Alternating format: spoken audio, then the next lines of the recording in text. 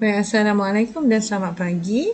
Hari ini kita akan melihat tajuk instrumen pembayaran, iaitu cara-cara membuat pembayaran apabila kita melakukan transaksi pembelian.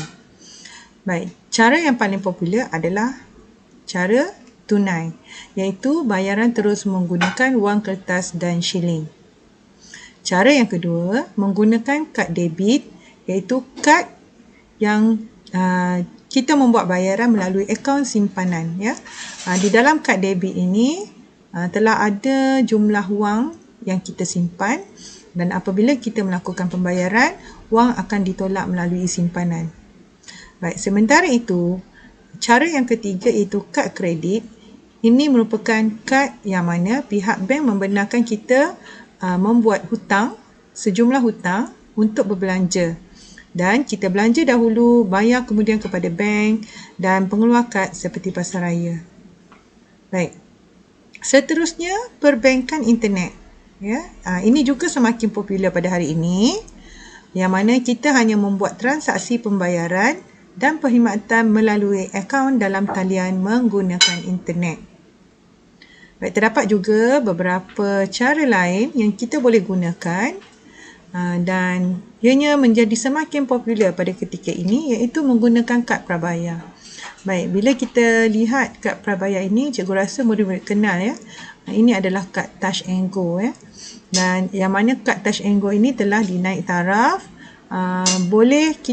membolehkan kita membuat pembelian atau pembayaran melaluinya. Bayaran dibuat menggunakan wang sedia ada di dalam isian semula. Maksudnya, apabila kita tidak mahu membawa wang tunai, kita meletakkan sejumlah wang melalui top up ataupun isian semula, dan kita boleh gunakan untuk membeli, sama ada di pasaraya ataupun membayar tiket dan sebagainya. Ada juga satu perkhidmatan baru yang diperkenalkan, iaitu e-dompet. Ya. E-dompet adalah pembayaran tanpa tunai menggunakan aplikasi di dalam peranti elektronik. Ya, yang ini kita hanya perlu scan barcode sahaja, ya, bayaran akan ditolak daripada akaun yang kita gunakan. Baik, seterusnya cek. Baik, cek ini adalah perintah bertulis kepada bank supaya membayar jumlah khusus yang dinyatakan. Selalunya cek ini melibatkan jumlah yang besar, ya. Selalunya syarikat-syarikat, pasaraya-pasaraya ya, menggunakan cek untuk membayar ya, kepada pembekal. Jika orang perseorangan, mereka jarang menggunakan cek ya, kerana cek ini melibatkan jumlah yang besar. Baik, wang pos ya, wang pos juga popular bagi warga asing ya, ataupun orang yang tinggal berjauhan ya, di luar negara, mewakili wang tunai untuk dihantar kepada penerima tertentu yang dikeluarkan oleh pejabat pos. Ada juga sesetengah permohonan borang-borang yang kita mohon ya, untuk contohnya untuk memasuki institusi pengajian tinggi, kita perlu menggunakan wang pos. Macam mana caranya? Kita pergi ke pejabat pos, kita nyatakan jumlah wang pos yang kita nak beli, dan akan beri dalam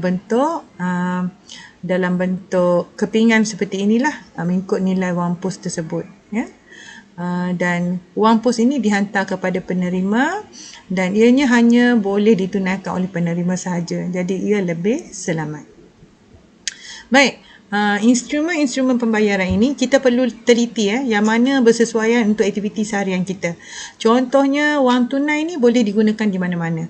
Tetapi dalam keadaan sekarang, membawa wang tunai boleh membahayakan diri kita. Ya, terutama sekali kalau kita bawa dalam jumlah yang besar. Jadi kita boleh pilih pelbagai cara yang lebih selamat untuk memastikan keselamatan kita daripada dirompak, disamun, diragut dan sebagainya. Sebab itu penggunaan wang tunai semakin kurang dilakukan, dan kebanyakan orang memilih untuk berbelanja sama ada melalui kad debit, kad kredit, perbankan atas talian ataupun menggunakan kad prabayar. Ya, jadi berbagai cara kita boleh guna, kita tidak terhad saja kepada wang tunai sahaja. Baik, untuk tugasan hari ini, nyatakan instrumen pembayaran bagi urusan yang berikut. Apa yang kita boleh gunakan ketika kita mengisi minyak? Ya, banyak. Dia tidak terhad kepada wang tunai sahaja. Ya. Kita kena tengok tempat lah. Ya. di mana kita membeli, apa yang boleh kita gunakan, instrumen yang kita boleh gunakan ketika isi minyak, ketika beli ikan di pasar borong, ketika bayar bil telefon dan ketika beli perabot. Jadi cikgu nak murid-murid nyatakan jika lebih daripada satu, tulis lebih daripada satu. Maksudnya senaraikan. Contohnya isi minyak petrol, yang pertama wang tunai. Okey, wang tunai. Yang kedua, saya nak guna kad debit. Okey, nyatakan apa yang sesuai ya. Sebagai tugasan untuk hari ini. Dan cikgu harap murid-murid dapat menyiapkan tugasan ini dan hantar kepada cikgu. Kita jumpa lagi selepas cuti. Selamat bercuti, jaga diri.